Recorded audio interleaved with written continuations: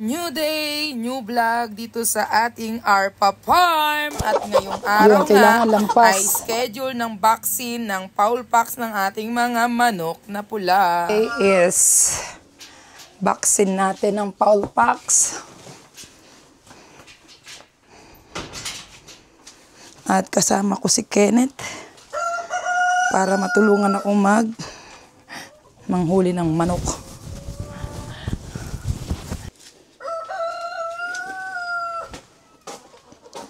Ito yung vaccine natin for fowl pox.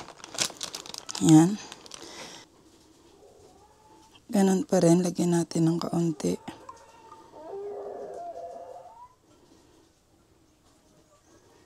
Shake natin.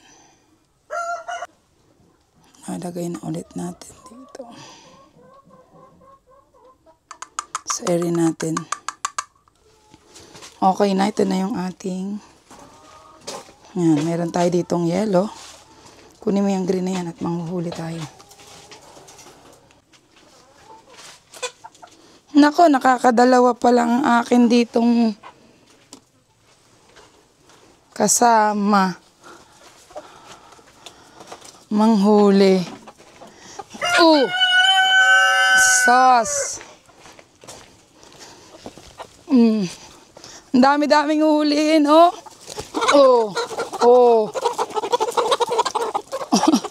Ang daming uhulihin. Kenneth! Ako'y nakatatlo na.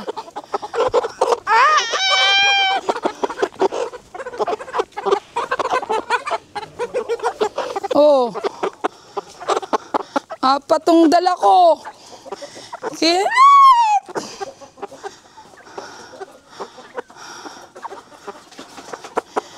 Apat tong dala ko. Ay, nako. Kami. Sino kayo? Walang joke. 103. Ay, nako. Idadaw-daw. Idadaw-daw. Walang nakakatakas? Wala po.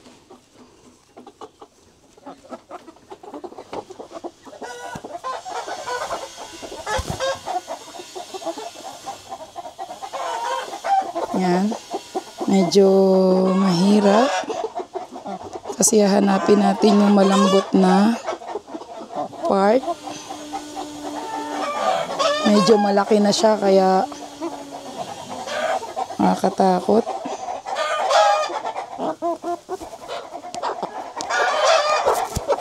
Yun, kailangan lampas. Ayan o, nakalampas. Yun.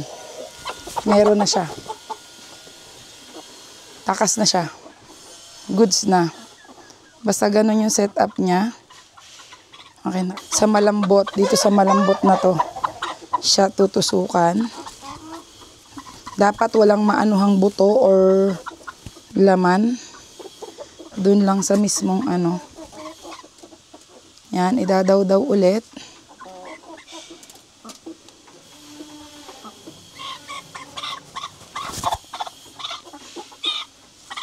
Yan, dapat lalampas yung karayom dun sa ano, kita ba? Yan, lampas yung karayom. Tapos hugutin. Pakawalan. Goods na yun. Next.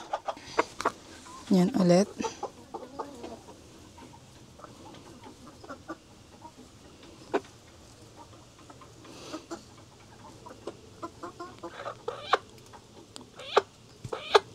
Dahan-dahan lang kasi baka maputol yung ganto natin. Ayun o, may vaccine na siya. Wala na tayong replacement. Ayan. Itutusok natin siya dun sa part na walang madadali.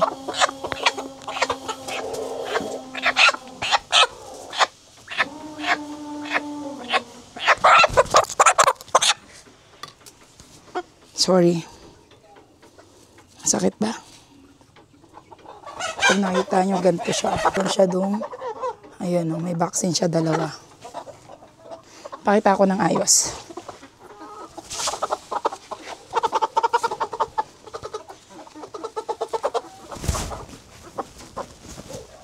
Hawakan mo, Kenneth. Yan po. Itong manok, dalawa. Yan. Napakita ko yung pakpak. Ito.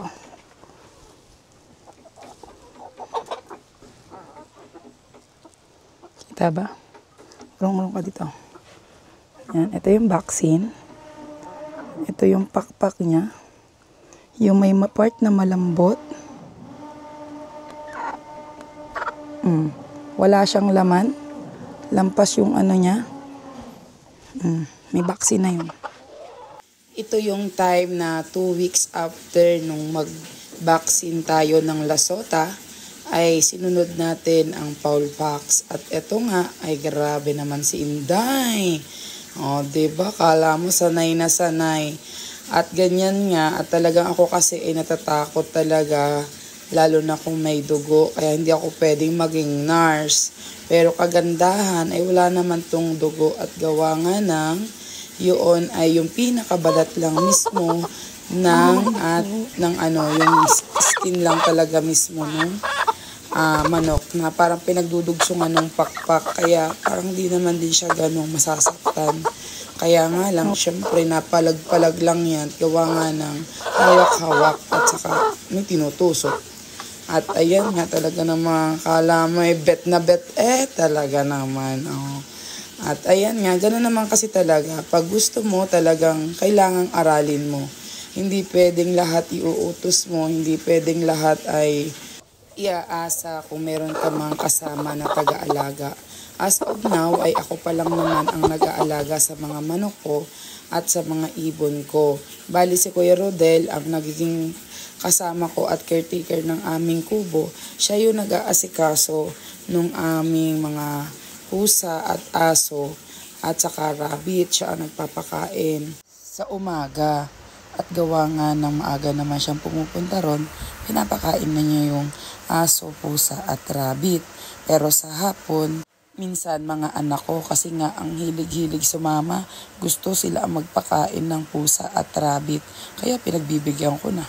Mas okay na yon para hanggat bata pa sila ay natututo na sila at mapagmahal sa mga hayop. Kaya ayun, hinahayaan ko si Miracle at si Christian. Malimit kong kasama, lalo na half day sila lately. Pero ako talagang solo flight ako sa aking manok at saka sa aking mga ibon. At gawa nga ng ito ay merong check, kailangang i-check, hindi mauubos ang pag-check. At saka kung ikaw talaga ang may-ari, dapat ikaw ang may alam ng lahat ng bagay about sa manok mo. Bawat karamdaman nila, bawat nagpapakita sa iyo ng kung ano man, dapat alam mo kung ano yung mga senyales na yon. Kaya habang nagsisimula ako, isa-isa inaaral ko, isa-isa chinecheck ko ang aking mga manok kung ano ba ang mga meron sila. Kaya kailangan yun para maagapan natin kung meron mga senyales na lumalabas.